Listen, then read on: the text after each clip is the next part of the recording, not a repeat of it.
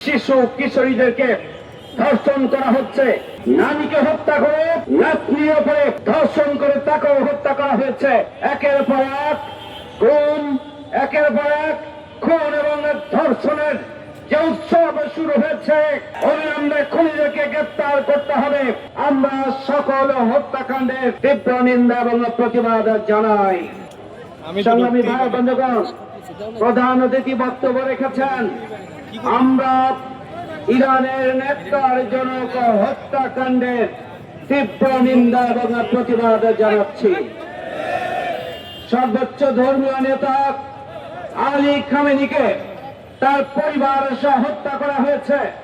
সেই হত্যাকাণ্ড সহ যতগুলো হত্যাকাণ্ড সংঘটিত হয়েছে, আমরা সকল হত্যাকাণ্ডের তীব্র নিন্দা এবং প্রতিবাদ জানাই।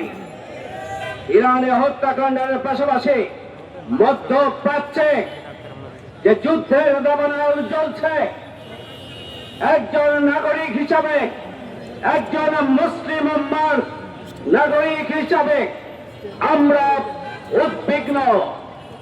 অবিলম্বে যুদ্ধ বন্ধ করা হোক। সংগ্রামী ঢাকাবাসী, দেশবাসী, এই ইসরায়েলি হামলা এবং হত্যাকাণ্ডের পিছনে কোন শক্তি আছে সেটি আজকে গোটা পৃথিবীর মানুষ পরিষ্কার করে জানে। সুতরাং মুসলিম উম্মাহকে আজকে ঐক্যবদ্ধ হতে হবে। ইসলামী রাষ্ট্রগুলোকে, মুসলিম রাষ্ট্রগুলোকে ঐক্যবদ্ধ হতে হবে। জাতিসংঘকে যুদ্ধ থামাতে বাধ্য করতে হবে। জাতিসংঘ বৃহৎ রাষ্ট্রগুলোর দালাল হিসেবে কাজ করে, তার জনগণের কল্যাণে, কোন নিরীহ রাষ্ট্রের কল্যাণের জন্য নিরপেক্ষ ভূমিকা পালন করেন না। জামায়াত ইসলামীর একজন নেতা হাফিজুর রহমানকে অন্যায়ভাবে হামলা করে হত্যা করা হয়েছে। তার ভাই, আপন ভাই মৃত্যু শয্যায় রয়েছে। এটি বিএনপির মাধ্যমে এই হত্যাকাণ্ড সংঘটিত হয়েছে।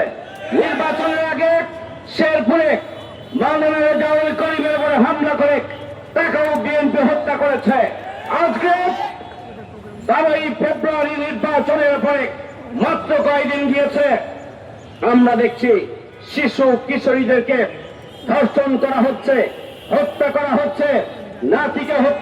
নারীকে হত্যা করে নাতনির উপরে ধর্ষণ করে তাকেও হত্যা করা হয়েছে। একের পর এক খুন, একের পর এক খুন এবং ধর্ষণের যে উৎসব শুরু হয়েছে, তাতে এটি পরিষ্কার বিএনপি বাংলাদেশ পরিচালনা করার জন্য, বাংলাদেশের আইন শৃঙ্খলাকে নিয়ন্ত্রণ করার জন্য তাদের যে সামর্থ্য সেটি তাদের নেই, এটি আজকে প্রমাণিত হচ্ছে। অবিলম্বে খুনিদেরকে গ্রেপ্তার করতে হবে।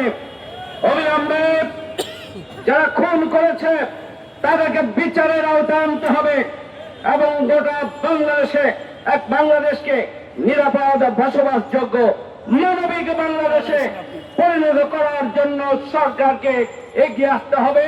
আর না হলে গঠনমূলক বিরোধী দল হিসাবে বাংলাদেশ জামায়াত ইসলামী শুধুমাত্র সংসদে নয়, সংসদের বাইরেও আন্দোলন সংগ্রাম করে সরকারের সকল অন্যায় অবিচারের বিরুদ্ধে রুখে দাঁড়াবে প্রয়োজন।